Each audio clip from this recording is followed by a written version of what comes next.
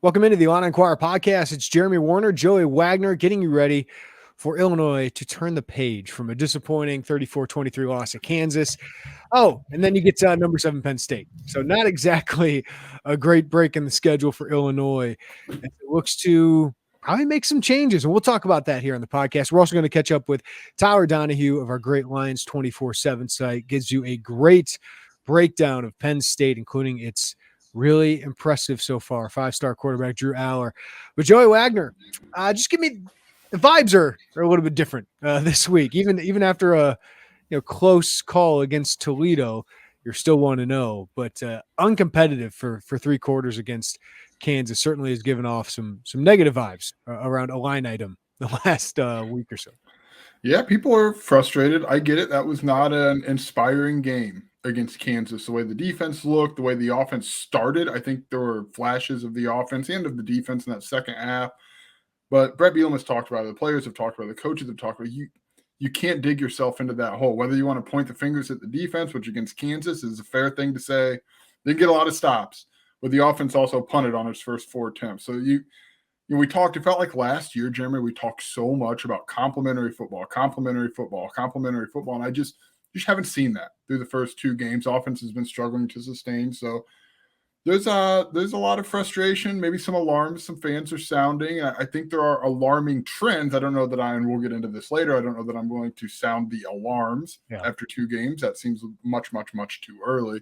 But we knew a little bit, right, when we saw this schedule, like, okay, Toledo's a really good team, and I think you'll see that bear out. And Kansas is a really good team, and then of course Penn State. So this is always going to be a struggling start, or a difficult start, I should say, to the season. Yeah, certainly concerning. I don't blame Illini fans after being uncompetitive. It felt like a Lovie Smith game, man. It felt like unprepared.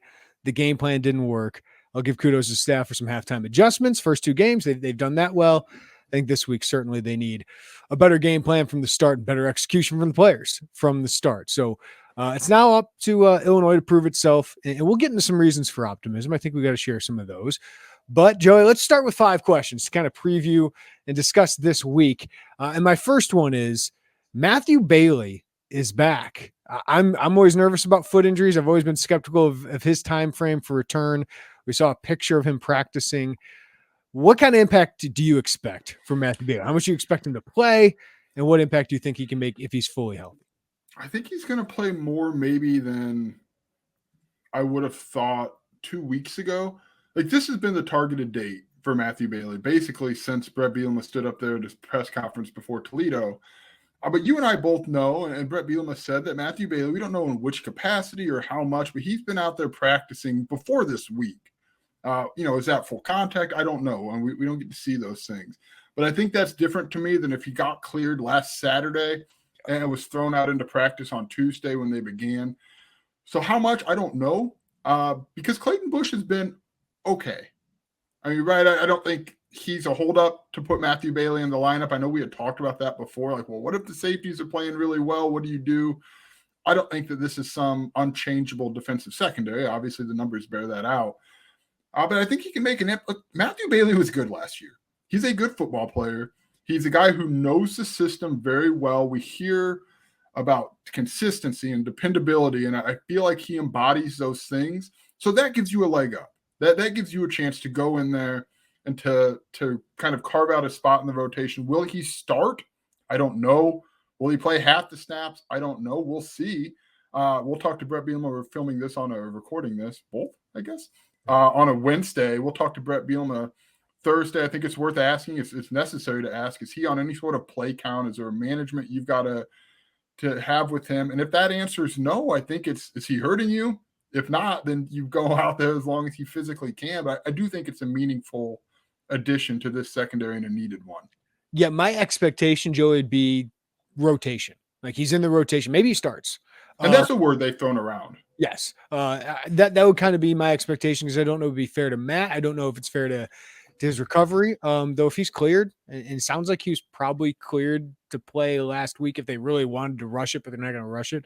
That was kind of just my read of it. You can correct me if I'm wrong, but like, it just feels like I don't think I'm going to have 100% Matthew Bailey this week.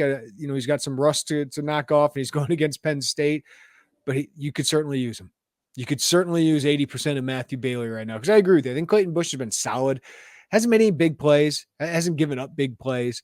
I think he's been a solid player for you. But the way they were talking about Matthew Bailey coming into this year is he's going to be a leader of the secondary, and he's going to be one of the best players. Xavier Scott-like. Yeah, it was that kind of hype. And to be honest with you, when Taz Nicholson's not committing penalties, he's played pretty well. Xavier Scott's played pretty well. The rest of the secondary, I know Miles Scott had a pick 6 and was good in coverage his first game. Miles Scott did not have a good game against Kansas. And one of my biggest concerns about the safety so far has been their run fits, has been their performance in tackling and coming up and helping the linebackers. This team misses Sidney Brown. That is not a surprise, but you thought that could be nullified a little bit by Matthew Bailey, who, to be honest, like I thought when they recruited him, could turn into a linebacker at one point. And then we saw him be so good in coverage last year in that dime package with 3 interceptions. He was really good in the bowl game, but they envisioned him as Sidney Brown's heir apparent, can cover, can come into the box and hit people. They need that kind of presence. And to be honest with you, they need some length and some size in the secondary. And Matthew Bailey could add that. My expectation is I don't expect to get 100% of that in against Penn State, but even if I'm getting 70, 80% of Matthew Bailey and what he will be, that's a huge addition for Illinois. Yes, this might be bad podcasting. So we have 5 questions. This is the first one, but I want to break this one down because these aren't questions we're going to be able to answer until Saturday. Yep. But these are my 3 Matthew Bailey questions going into Saturday. How much does he play? Where does he play? Which probably could be the third, because it sounds like they like him at that strong safety in the box type thing. But I still stand by there's a pathway from dime safety to free safety. We know he's got the ball skills to do that. And if it is strong safety, which probably is the overwhelming favorite, or at least the favorite, what does that do to strong safety or to free safety? Do you leave Miles Scott? Do you move Clayton Bush? Does Demetrius Hill factor in here? So those are we're not going to know those answers until Saturday, but how much, where, and what does it do to the safety rotation? Yeah, Demetrius Hill, my answer would probably be, I don't know. I don't think so. He seems like the 5th safety at this point, because Nicario Harper came in for Clayton Bush in that game. Maybe it knocks Clayton Bush back to free safety and you have more of a rotation. Which is where we thought, right? When they recruited him, that was kind of like the circle position. And Brett Bielema talked about his ball skills and what he could do. And so when we heard he went to strong safety and then we've seen that, it's like, oh, yeah, that's not what I thought here. Yeah, which was kind of a red flag for the other options at that position. All right, Joey, next one. Question number 2. What adjustments does Aaron Henry make on defense? I mean, we haven't had a podcast since then. I thought Aaron Henry, it doesn't matter what he says for the most part, but he took a total accountability, which he should. This is the big job. And I talked to him in the preseason, like, what's it like for you? You're going to take criticism when things don't go well, if things don't go well. And that was right after he had kids. And it's like, oh, that won't be a big deal. Probably feels like a big deal right now. When 2 games in, people are questioning you as a first-time play caller. But there's reason to. They have really struggled. I think part of it is talent, and part of it is inexperience. But part of it certainly is scheme, because Kansas out-schemed, and I thought out-coached Illinois the other day. So what adjustments do you expect from Brett Bielema and Aaron Henry? Yeah, I don't know. You got to figure out who you are. It's something we talked about after Friday. I think it's been something that's kind of been not even, I don't say hinted, but it's kind of been a topic-ish around it. Is what are they? Are they going to be an aggressive, that uber aggressive that we saw post Virginia 21 that obviously gave way to 22? Are they going to be more of a zone defense? I don't know that we're going to know those answers until Saturday. I do think they want to be that aggressive, that man. I just don't know. And we wondered before the season, are they going to have the personnel to do it? And at some point, you might have to go away from what you want. And I do truly believe that's what they want to be, and go away with, or go into, well, we might have to be more of a zone defense here. I think they've done that a lot more in the first 2 games. Yeah, exactly. And I don't know. You got to have an identity. The biggest adjustment is find an identity. Find who you want to be. And some of that, and I know we'll get to this, could be personnel changes if you go that route. But yeah, they've got to figure something out, because Kansas, they really out-schemed them.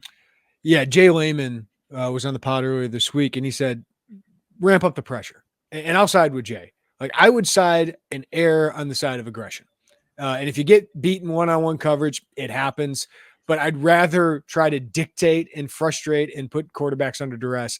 I understand you played two quarterbacks who can move. They were worried about that. Maybe to a fault, they were worried about that. But it proved to be true. Like you struggled to contain those guys. But last 1.5 years, Joey, since those adjustments at Virginia, which give you some hope, right? This team always looked like the aggressor. This team always looked like it was pulling the trigger, as Ryan Walters would say. And I thought that motto by Ryan Walters was so big. Sidney Brown was kind of the epitome of it, a guy who overthought in Lovie Smith's system. Then all of a sudden he's just trusting his instincts, trusting his reads, and he goes and makes football plays. And he's a heck of a football player. This last 2 weeks, this team looks like it's overthinking things. It looks like they're a step slow because they're over. And you watch the film and you see Tariq Barnes like wait a second before he's like, oh, I got to go cover Devin Neal in the flat for a huge gain.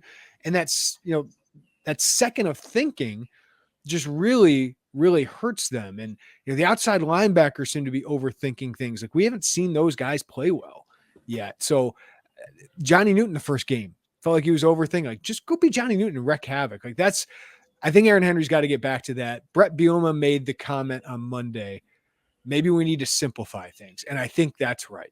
I think they need to simplify things. Guys, this is what we do. Go do it, see it, do it. It just feels like they're overthinking. Like, and I saw that so much during the Lovie Smith era. So that's where I think Aaron Henry has to get to, given his team is, the front has experience, but that back end doesn't have a lot of experience. Just go have fun and unload on people. Maybe you're going to give up some plays, but Penn State's talented enough to do that, but at least put some pressure on those guys. Yeah, I'm with you. We talked about it Friday when we talked about the speed, and Kansas is fast, right? But I don't think Illinois is demonstrably slower than every team they're going to go up against. I just think they're overthinking at times. I think see fast, play fast. I asked Brett Bielema, I asked Aaron Henry if that speed, because that was kind of not a narrative, but a topic in the spring and in the fall is, man, this team's playing fast. It's got length and this and that and the other. And obviously we're not there to say, well, are they? But you got to take their word. But like we haven't seen that. And Aaron Henry said yes and no. If it's stuff they haven't seen before, that speed hasn't necessarily translated. But if it's stuff they've seen, they have been able to play with that speed. So how can you put your guys in position to, as you mentioned, not think, be able to play with speed, be able to play with instincts? This is the new system. They're in year 3. They know the system. They know what this team wants to be. So I should turn them loose a little bit, let them go. And I'm with you. I think the aggressive defense is more fun to watch. It does lead to more, there's more potential for a big play, but I think that's kind of why you have your free safety 40 yards off the line of scrimmage, right? That's right. That's kind of why that system was built, was so that you have that guy back there. And I think getting away from some of these dual threat quarterbacks like Hudson Card will be that. But Drew Aller's a pretty good athlete for a guy that's 6'5", 240. Might be the most talented quarterback they're going to play this year when it comes to NFL potential. Like I can see that guy being a first-round draft pick, but he's not running like Jalen Daniels or DeQuan Finn. So maybe that'll help him this And week. that might mean turn the outside linebackers. Let them just go. Yes. Let them go. We saw that with Johnny Newton against Kansas, and there was reward for that, right? Mm-hmm. Let those backers go. And they haven't played particularly great, especially when asked to contain. But if you're not asked to contain, go. That's what you got Charlie Bolin for. That's why you brought this talent. Go let them try to get back there and see what happens. That said, you got to stop the run to be able to go do that. That's been a problem. That's been a problem, man. We haven't seen the running defense struggle like it has for some time, since Wisconsin in 21. Yeah. And there's a single gap, defense, which means everybody has a gap and you have to have integrity for it. And that's what's been happening. They've had a lot of guys losing their battles one-on-one or just not being in the right gap. I want to take a minute and tell you about Home Field. They are a premium collegiate apparel brand based in Indianapolis. They emphasize their commitment to creating incredibly comfortable, officially licensed apparel with vintage college designs. They feature a growing collection over 150 plus colleges to choose from, including, of course, the University of Illinois. Home Field designs are super unique, guys, because they delve into the archives and history of each school, including Illinois, and they use unique logos and iconic moments to create thoughtfully designed apparel. So if you go to homefield.com homefieldapparel.com, you can see the 80s Illini football helmet that so many like, Flying Illini logo, the Illinois basketball logo from the 2004-2005 Illini team. The script Illini is there. And you guys, these are the most comfortable shirts. And that's what I love about Home Field Apparel. You get the comfort, but you also get authenticity and nostalgia. So I'm telling you guys, give their site a look. It's not the typical Illinois gear you usually see. You can find them at homefieldapparel.com, where you can see their collection of colleges available. And guess what? Our listeners at Illini Inquirer get 15% off their first order with discount code Illini23. Again, 15% off your first order at homefieldapparel.com with discount code Illini23. So, as you go to Illinois football games, get ready for the Illinois basketball season, Home Field Apparel is the perfect apparel to get you ready for the upcoming season. So check them out at homefieldapparel.com. I'm very excited to announce a new partnership with Underdog Fantasy. We decided to partner with Underdog because it's the easiest place to play fantasy sports. It's also the fastest growing fantasy app in the industry. Underdog Fantasy has a lot to offer, including their Pick'em game. In Pick'em, you pick whether your favorite players will have a higher or lower stat total in this week's game for a chance to win big. It's so easy to play. Just pick 2 to 5 stats of your favorite players and choose whether they'll go higher or lower. You can more than 20 times your amount of money by going 5 for 5. They also have a Best Ball Mania. If you think you know football, you got to check this one out. This year's Best Ball Mania has $50 million in total prizes up for grabs, with the winner taking home $3 million. So sign up today with promo code Illini and get your first deposit doubled up to $100. Visit UnderdogFantasy.com or find them in the App Store. And don't forget to register with my promo code Illini to get your first deposit doubled up to $100. You must be 18 plus and present in a state where Underdog Fantasy operates. Terms apply. Concerned with your play? Call 1-800-522-4700 or visit ncpgambling.org. All right, speaking of that, you always got to consider 2 years ago, they make the change with Kirby Joseph, right? To kind of change the defense a little bit. What personnel changes could you see? I think we've got to start with the offensive line, Joey. And I fully expect, Illinois is not going to announce this to James Franklin, but I fully expect a shuffle up there. I think Isaiah Adams is your best right tackle. Play him at right tackle. I feel bad for Zy Chrysler because he hasn't had any reps, really. Spring was injured with his shoulder surgery that he was recovering from. Training camp has the ankle injury. What, he practiced 2 weeks out of 4 during training camp? And it just, I don't know if he's injured still battling from that, but he just doesn't look like a tackle yet. And I think against Penn State, who has Chop Robinson, Adisa Isaac, another 5-star backing them up, Abdul Carter's a phenomenal blitzing linebacker. You got to put your best 5 out there. And I think that's Zy Chrysler inside, Isaiah Adams to right tackle. So I think that's the easy one to fit, because I think it puts Isaiah in a position where he can help himself the NFL draft wise, but also puts Zy in a position where I think he's comfortable and just better right now. Maybe eventually he moves back to tackle, but I think for this game especially, I'd put Isaiah Adams out on that island. Yeah, I agree with you. And I'm with you. I feel bad for Zy Chrysler too, because he had moments last year. He's not a Big Ten guard. I mean, this isn't some guy who's a bad offensive lineman. And I don't think they moved him off a wing and a prayer either. I believe there was a lot of thought and a lot of educated thought put into moving him out there, because they could have moved. Like there's a balance there of continuity on the left with Isaiah Adams and Julian Pearl, who looked great against Kansas. Those two looked great against Kansas. Yeah, and I think you want to keep that, but I don't think this coaching staff was so stubborn that they said, we're going to keep it and we're going to demand the right side work come hell or high water. Like, I don't think that was the case either. So I think missing that time in practice wasn't helpful. It wasn't helpful. I don't know if he's at full health. We don't know, but I'm with you. There's probably going to be a shuffle, especially against this. Like, maybe if this is Florida Atlantic, you can probably try to grind one out and see, and then maybe make a halftime move if that's what it came down to. But yeah, against Penn State, you probably got to make that move. And we've seen, like, there's a body of work that says Zy Chrysler is a fine guard, a fine Big Ten guard in his first year. Like, there's some potential there. So I do feel bad for him, because, I mean, he's gotten some criticism here, and the numbers bear that out. The tape bears that out. But he's still a good offensive lineman. I just think that his best spot right now today is inside. Yeah, coach's job, as Brett Bielema said, put our guys in best positions to succeed. And I think for Zy, that would be on the interior. So we'll see come game time, but we should know during warmups there. Matthew Bailey certainly would be one. We'll see how much he plays.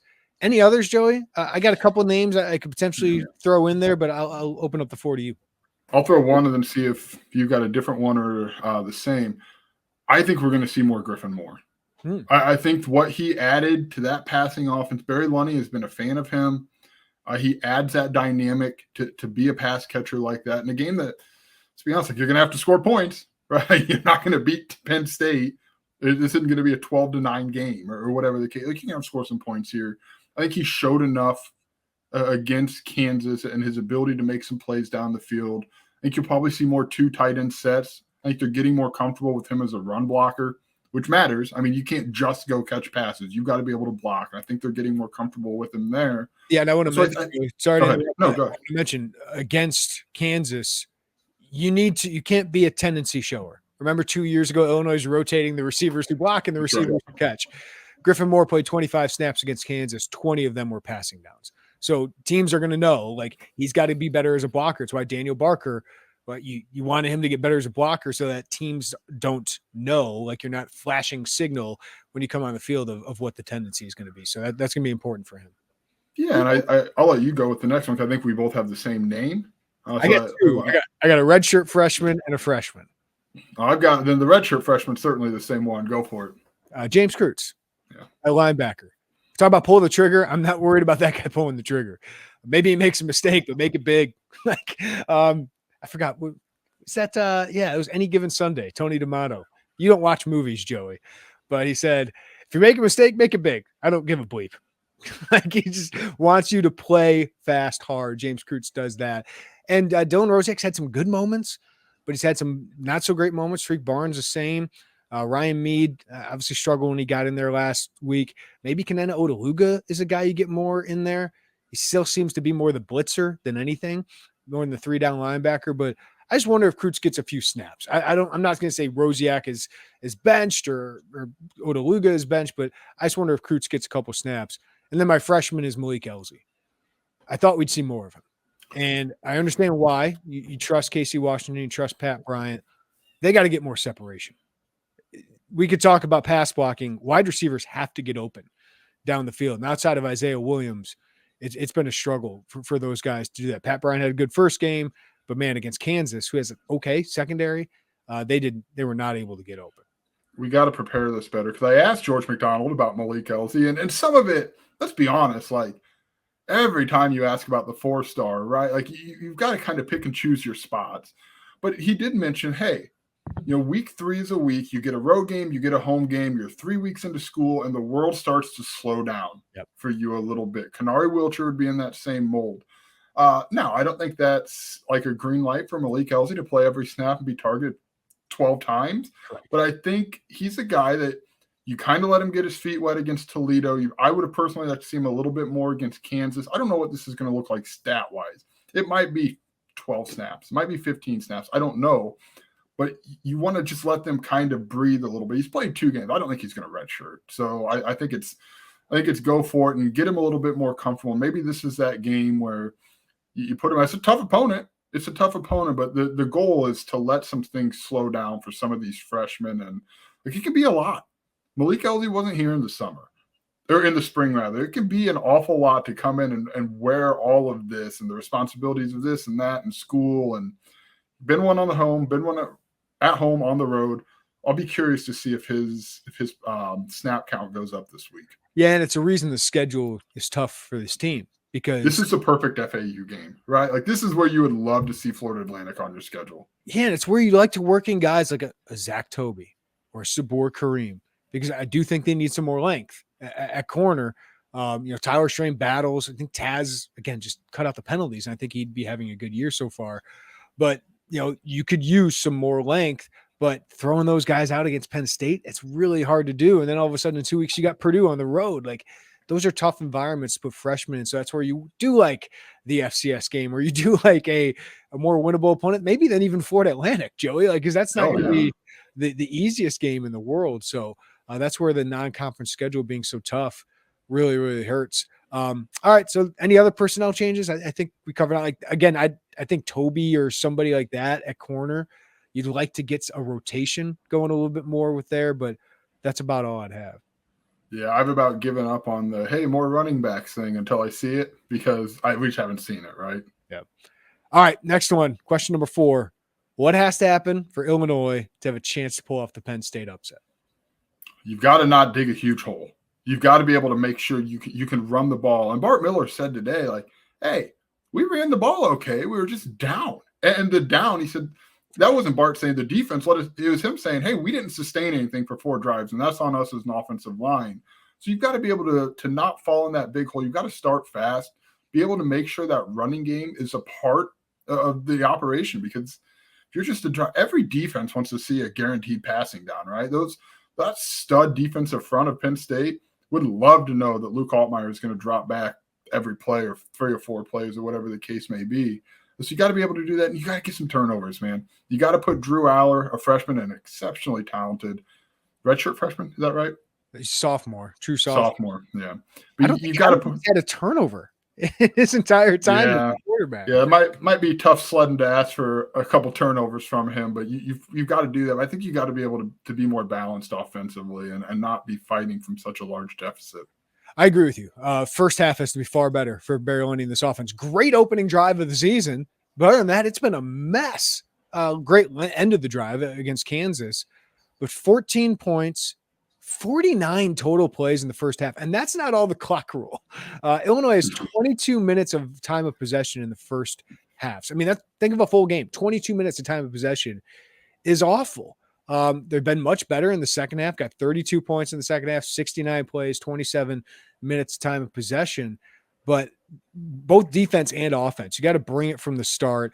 And for Illinois to win this game, they have to hold their own in the trenches. They have to be able to run the football, get into short yardage, second and third downs, and give themselves a chance to get some big plays. And, then we'll talk about Luke Altmaier here coming up, but give him a chance against a really, really talented Penn State team. So Penn State's got great edge rushers. They got great linebackers, but this is where you want the interior, your offensive line, Tip Ryman, to really step up and help you establish a run game that I was encouraged by against Kansas, was not encouraged against Toledo, but they did take a step forward. They just weren't able to do it. So getting first downs, not having early down penalties is huge for this team. And then for defense, you got to be disciplined. You cannot keep shooting yourself in the foot. Like, you can't beat yourself if you're going to beat Penn State, right? So the Taz Nicholson penalties have to be done. These after the play penalties have to be done, Joey, to give yourself a chance. And then you just got to execute better with everything that you're doing defensively. But for me, step one, cut out these penalties. Yeah, I'm with you. I want to add, I think you got to get Isaiah Williams offensively involved early. It's somewhere in the 24th play of the game. There's a gravity about him where he's going to get doubled, and you're going to hopefully open up the field for Pat Bryant, for Casey Washington, a Hank Beatty, Malik Elzy, as we discussed. Yeah, and Barry. But Isaiah Williams isn't on this team for his gravity, right? Like you got to give him the ball. Yeah, and Barry said he had plays for him, like play 8, play 12, whatever. But the RPO just didn't. That wasn't the read. But still, you got to force feed him at times just to get him involved in the game, because he is your playmaker. He's a guy who can get separation. Let's be honest, it's not 4-star prospects. Like, going up against a team full of 4- and 5-star prospects, you need your playmakers to make plays, and that's Luke Altmaier, and that's Isaiah Williams for the most part. And again, that's why I'd like to get Malik Elzy just a little bit more involved, because I do think they need a little bit more separation. You need a Pat Bryant bounce back. He had a good first week, bad second week. You need him to even out a little bit and give you a better performance too. Yeah, I agree. Pat Bryant, I asked George McDonald, so what's the teaching point on that bobble? Did you look the thing in? I mean, Isaiah Williams, that was just a jump ball, right, to a guy who probably shouldn't be having a jump ball thrown to him. If that's Casey Washington, it might be a catch, right? Like, if that's Casey or Pat, that might be a catch. Like, yeah. Isaiah, that's a really tough one, and that was good. He threw it in double coverage, so that was a tough play that I think Barry was talked about. Luke probably wants that one back. Yeah, I agree with that, but I think those are the big ones, man. All right, let's wrap this up with a little positivity, Joey. What are reasons for optimism going into this one? Going into this one, I guess. Yeah, can we zoom out? Yeah, we'll talk about reasons for optimism for Illinois, despite what most of us would understand to be a likely 1-2 start. I predicted a 1-2 start to the season. So give Illini fans some reasons for optimism moving forward, whether it's this week or beyond. Yeah, Luke Altmaier. Luke Altmaier looks like a dude at quarterback. Illinois has not had dudes at quarterback for some time. They need that. The schedule, as much as 1 and 2 might sting, if that's how this thing shakes out Sunday morning, it's been a tough start. Like they've learned. They've learned a lot about themselves in these first few games. And when I tell you the schedule, the Big Ten West is still coming up. Indiana is still coming up. Like there are winnable games in front of you still. Florida Atlantic is still coming up. Like these games are still there. Maryland will be tough. Iowa, Wisconsin, you can go down the list, but Big Ten West might be a little chaotic, and it leaves room for some wins. We saw that happen a year ago for Illinois. So that's a big deal, man. To have that's a big deal. And I do want to say, I don't think I'm going to predict Illinois to win. I'm not going to speak for you against Penn State. I am not. Breaking news. Okay. Yeah, breaking news. But I do expect them to play better. So this is kind of the reason for optimism going into that game or beyond. When this coaching, like this team with this coaching staff has had their backs against the wall in these kind of crossroad moments, you can go back to Virginia 21, Indiana last year, really even Wisconsin 21. They've kind of rallied. Now, this doesn't mean you win out, because you can make the argument that they didn't do that at the end of last season when they had a chance to win the Big Ten West. But they lose at home with Michigan. You lose at home, you go to Michigan, you play better than anyone thought you were going to play. Like you've seen them, and that's a coaching thing. You've seen them kind of rise to the moment. I don't think that's going to result in a win against Penn State, but I think these crossroad moments, Illinois comes out in a decent spot long term. And the good news for Illinois is you may have had that moment after your second game. Yeah, we've had a doubt Brett Bielema moment early in the season every year, and everyone who doubts him 5 weeks later is like, oh, this guy knows how to coach. He's a good coach. Also, you get into the Big Ten West. Right, and that's what I mean. It's like Indiana last year. I wrote after the game, man, it just feels like, can Illinois ever do this? And then they rattle off 6 in a row. I don't think they're going to win 6 games in a row here, and I don't know if they're going to beat Penn State here, but I do think Brett Bielema is a really good coach. I think he is going to address with his coaching staff the issues that they need to address, and I don't know if it's going to be clean enough. I don't know if they have all the answers on their roster that they want, but I do expect them to play better football on Saturday and compete at least for in this game. But I do think when you get into the Big Ten West, you look at that schedule, and you're still going to be favored in 5 more games at least this year, most likely, unless you really just go downhill, lose to Florida Atlantic, and all of that gets thrown out the window. But I still think this team has the talent. They've had the playmaker in Luke Altmaier. They've improved at wide receiver. I think they have enough on the offensive line. They're so talented up front. I think that's going to show, Joey. I think that's going to show. And then I think the secondary is going to get better, because I do think Aaron Henry's a good coach. I think he's got some learning to do, just like Ryan Walters probably did his first year. And we've seen it before from Brett Bielema, where they get better. September has been a struggle for Illinois the last couple of years, but I do think once the season goes along, they get their team ready to play. So I still believe in that. I'm not changing that because of one really disappointing performance here. No, I'm not either. I get it. I understand the way that loss happened was not inspiring, but there's a lot left here, and this coaching staff has a track record. It's kind of what you reasonably predicted, right? I think first road game, you go to a good Kansas team, you come back against Penn State. I think there's a lot of time left here. Like that's the biggest reason for optimism. There's a lot of time left, and there's a track record of this coaching staff having these guys ready. And I know the first 2 weren't pretty. You're probably lucky to be 1-1. Yeah. But you're not going to give it back either, right? Yeah, I mean, I'll give credit. They went out and won that Toledo game. Like Luke Altmaier and those guys went out and won it, but it was very by the hair of their chin. But they won it. And you'd definitely feel a lot worse if you were 0-2 at this point than 1-1. All right, Joey Wagner, anything else before we wrap this up? Since I'm perpetually ill-prepared for these, I'm going to make you be ill-prepared for one moment. Pick to click. We haven't done it this year. Oh, that's right. I would have picked Isaiah Williams last week, believe it or not, because I felt like Kansas gave up a lot to the guys. Easy to say in retrospect. We spent 12 hours in the car. I didn't hear you mention it once, but that's fine. By the way, Q39 is my king of barbecue in Kansas. I think we mentioned that after the game. It's a little more difficult right now. Are we going offense first or defense?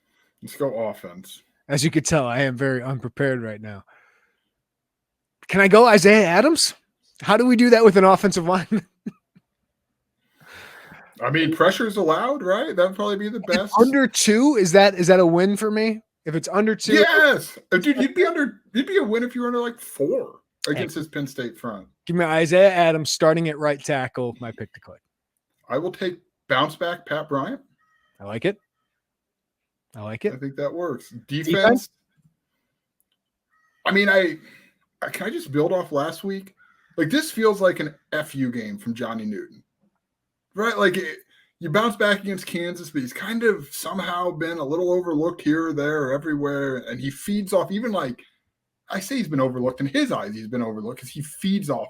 Brad Underwood and Johnny Newton would have a great lunch together because he feeds off some of those little slights. And I think you're going against Penn State and they're this and they're that.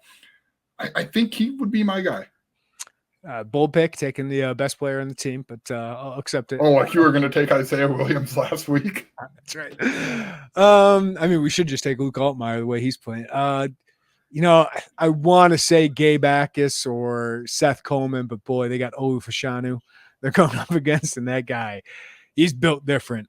So that I think it's going to be more in the interior. I think Keith Randolph is going to be important in this game. But you know what? I'm going to go with Taz Nicholson.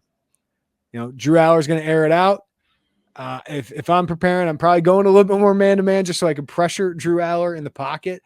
But I think this is where you need your best cornerback to really show up, make a big play. And he has played well when he's not committing penalties. So as long as he doesn't commit penalties, I think Taz Nicholson can show up and have a big play for Illinois. So there you go. My concern with that is he going to see enough targets to click? Yeah. Because until they get that other side taken care of, I say taken care of, but why test him when you can test someone less proven? But even if he takes Lambert Smith out of the game for the most part, sure, that's a click. That's a win for them. Yeah. All right, Joey Wagner, thank you as always, and I'll see you on Saturday for the game, man. Early one. All right, man. Are you as upset as everyone else about Big Noon kickoff? No. That's more traffic in town.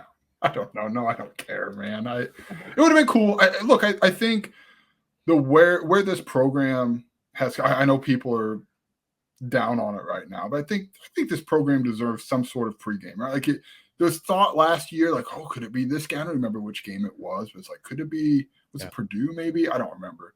It's like, could it be this? It's coming. I think the issue, and I'm not going to get too far down the rabbit hole. They don't usually announce these as far out as they did. So to do that, only to back off in the last minute for a game that you don't even have televised, for a game that's not going to be very good. I would expect Colorado State to lose pretty handily to Colorado, and for a game that's already got game day out there. Yep. Like it just doesn't. That's where I think there's reasonable frustration. I'm not losing sleep over, but I do think there are some things where you're like, wow, this doesn't make a lot of sense. Yeah, and it's just kind of a slap in the face after a bad loss. Like I don't think Illinois winning that game changes the decision because Deion is the story of college football. I understand it. The ratings they're going to get, the access they'll probably get to Colorado, despite game day being out there. They have to get on insane access for this, right? Right. So I get it, but why did you schedule Illinois, Penn State so far in advance? Like that doesn't make a lot of sense for me. If Illinois is 6-1 going into Wisconsin, maybe that's when you get them back. That could be a big game, though. Both those teams maybe not off to as good of a start as they expected. All right, now I will actually say goodbye to you, Joey Wagner. Thank you, bud. See you, man.